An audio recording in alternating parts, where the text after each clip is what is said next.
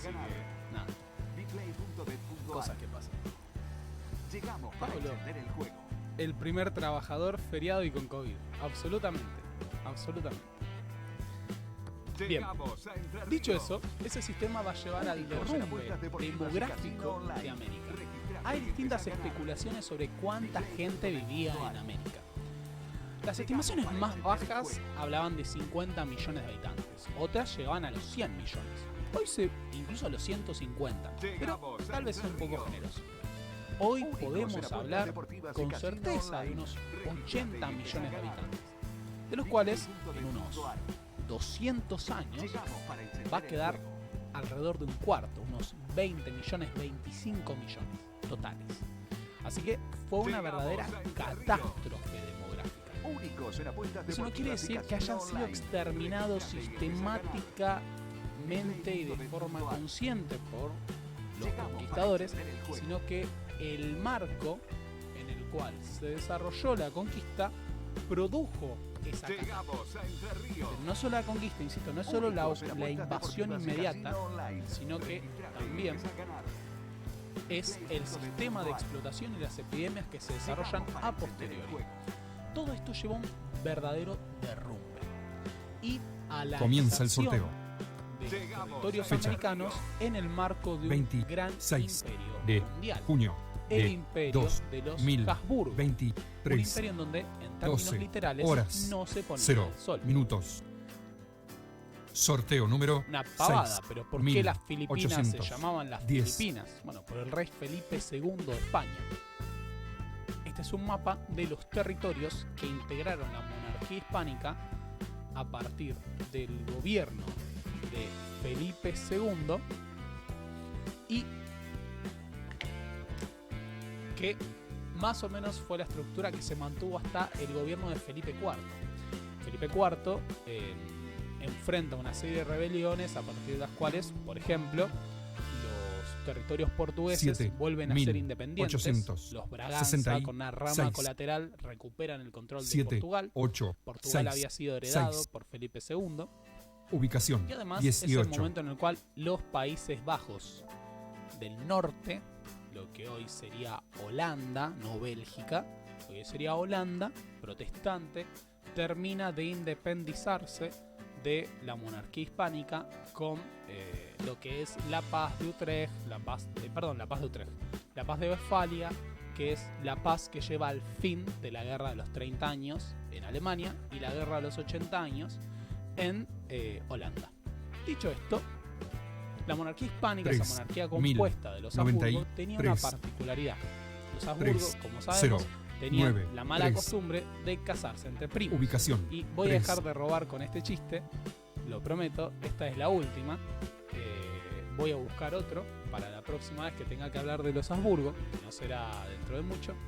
Y esa serie de casamientos entre primos llevan a un proceso de corrupción de la genética de los Habsburgo que nos llevan justamente a la figura de Carlos II.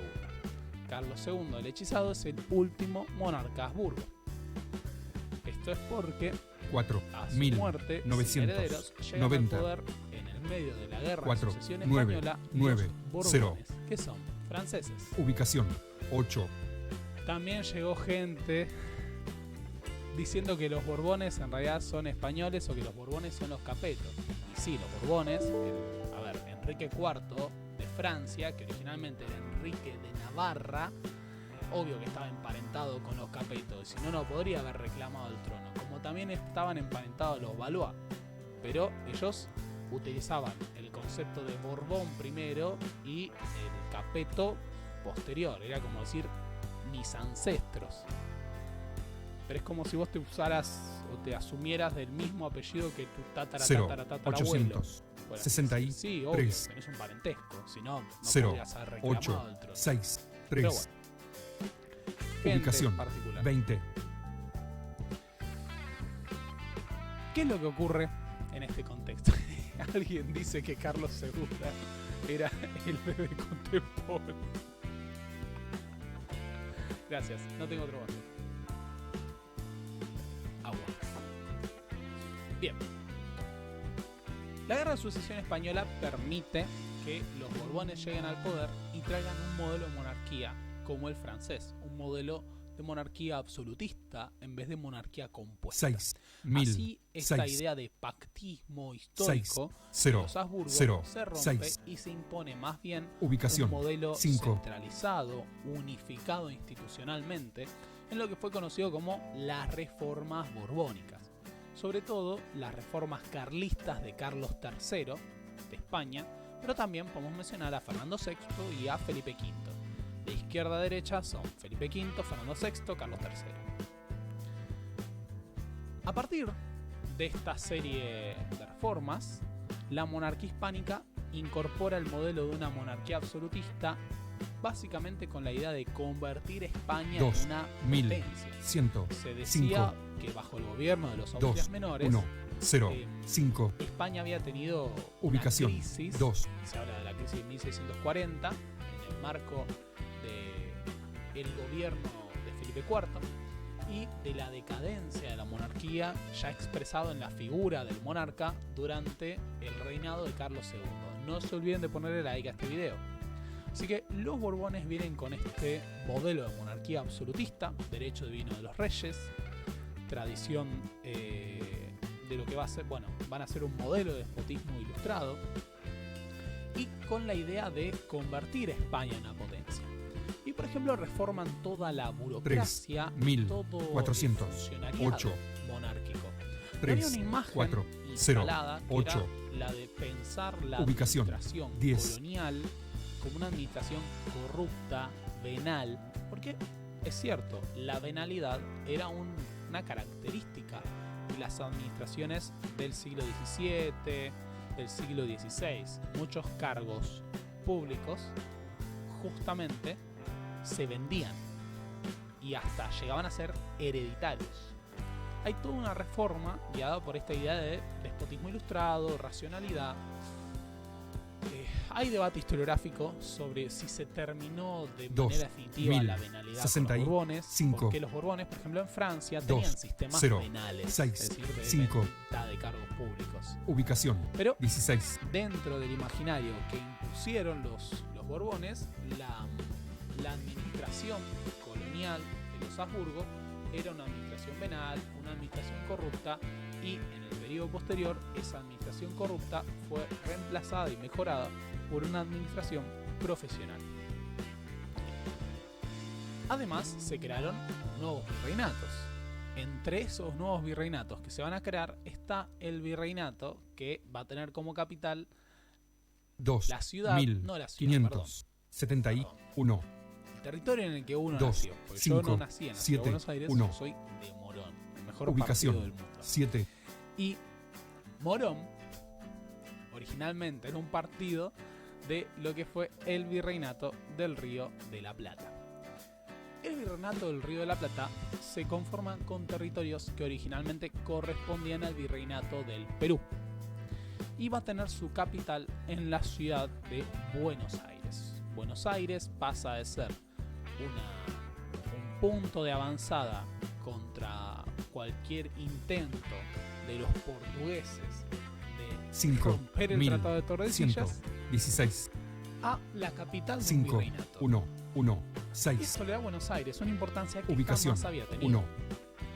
Así llega el primer virrey, que es Pedro de Ceballos, que llega con un poderoso ejército y va y se lanza a conquistar Colonia del Sacramento para justamente romper un poco el avance portugués. Buenos Aires es ahora una capital virreinal y esa capital virreinal va a tener mucha más actividad económica. Llegan nuevos funcionarios que son muchos peninsulares. Acá me preguntan, ¿por qué se divide? Porque se quería, en cierta manera, racionalizar la administración. Se consideraban que... 8. Ubicación. Brenda dice, 14. El profe es de Morón para empezar la clase. Buen chiste. Acá dicen, aguante Ituzaingó. Perdón, Seba, esto lo dije ayer en una clase. Ustedes son básicamente el Uruguay de Morón. Para los que no lo saben y les falta contexto, Ituzaingó y Hurlingham eran parte del partido Morón hasta que el Carlo hasta que durante el menemismo se realizada la división de Morón y se crean los partidos de Ituzaingó y Hurlingham. 3000. Bueno, sin más lejos, mi 57 señor padre nació 3 en Hurlingham, 0 5 cuando Hurlingham 7. era parte de Morón. Ubicación De hecho, 17. mi papá es de Villa Tesey. Mi abuela también lo era. Mi abuela paterna. Mi abuela, vivía en Villa Tesey, pero era originalmente entrerriana, eran todos entrerrianos. Lo cual me emparenta de alguna manera con Urquiza, pero no lo quería pensar. Jamás lo había pensado hasta recién. Jamás le había dado ese contexto histórico, se lo juro por lo que más quieran. Pero listo, vamos a abandonar eso. Un gran abrazo. Miren, Matías dice... Un saludo al compañero Matías, 4000, que dice saludos 200, desde Uruguay. 44, Por cierto, no te pongas peronista, que acá 4 odiamos eso. 2 4 Interesante. 4. Interesante Ubicación, posicionamiento, 9. señor. No, yo me considero un zurdo recalcitrante, pero tenemos ciertas simpatías por el peronismo. Bastantes simpatías. Pero no me considere peronista. Deme la posibilidad de ganarme su aprecio. Bien. Lo cierto es que esa nueva capital virreinal va a rebosar de actividad política, económica, social. Es la capital de un virreinato que se extiende desde Buenos Aires hasta Cuyo y desde el Alto Perú, o sea, la actual Bolivia, 49 hasta la 8 gobernación del Paraguay 6 y las 4 misiones 9. jesuíticas. Así que Ubicación 13. si uno lo piensa, esa pavada de decir que Juana Zurduy era boliviana es una boludez, porque había nacido en la misma unidad política en el virreinato del Río de la Plata, igual que San Martín, igual que Belgrano, igual que Güemes, también Artigas, ojo. Bien, dicho eso, ahora va a haber un importante crecimiento poblacional. Ya se estaba gestando un crecimiento poblacional a mediados del siglo XVIII, sobre todo con 8 7. la apertura ilegal del comercio, en la medida en que se fue liberalizando el comercio. Luego tenemos las actas de libre comercio de Carlos III y la apertura del puerto de Buenos Aires. El puerto de Buenos Aires era un puerto, entre comillas, cerrado. A partir de acá dicen que soy peronista de izquierda, es muy probable que sea cierto, pero no lo vamos a decir, no lo vamos a aceptar. Acá lo que tenemos es entonces un aumento del volumen del comercio, la llegada nueva de nuevos funcionarios, llegan los arribeños, que son migrantes internos que vienen de arriba, vienen del norte de las provincias, 0, de Buenos Aires, 400, era el punto 10, más austral del virreinato en cierta 0, manera. 4, Aunque, 1, existió 0. un presidio en las Malvinas, pero dentro Ubicación, del territorio 19. continental era en cierta manera el punto más austral del virreinato. Como capital, la ciudad de Buenos Aires era la capital de un mundo colonial particular. Bien, acá va a haber gente, no sé por qué me estoy atajando con esto, pero he escuchado decir que acá no existía una colonia porque eran reinos y que en realidad estaban a la misma escala que Castilla y los demás reinos hispánicos. 7, no sé, en la India británica 400, también había un virrey. 66. Las colonias portuguesas 7, no se llamaban 4, colonias, 6, se llamaban 6. el Estado de la India. Ubicación 11. Llámalo como quieras, pero había un orden colonial. O sea, está más que claro, un traslado de población para someter a la población originaria, un régimen de discriminación racial, tanto en el plano jurídico como en la falta de acceso a los cargos políticos más importantes. Bueno, hay montones de motivos. Capaz me estoy atajando innecesariamente, pero hay gente que hace un revisionismo falopa en esta época en la que se sostiene esto. Bueno, no.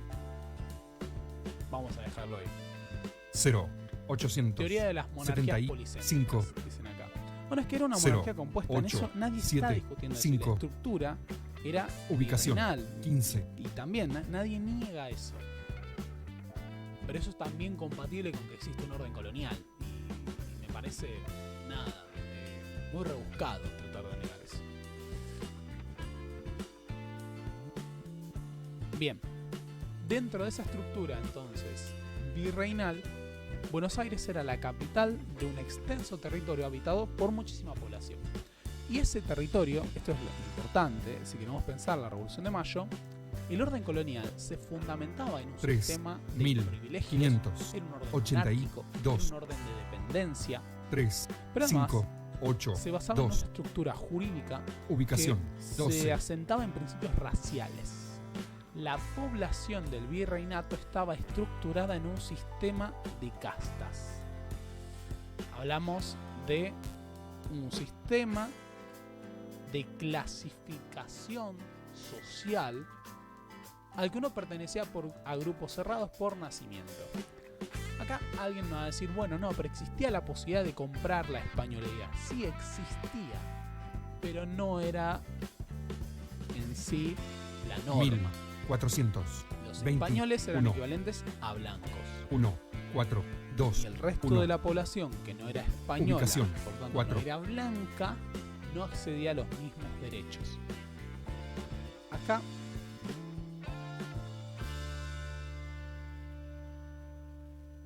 esperen que quiero. Acá dicen, hay. Finalizó el sorteo.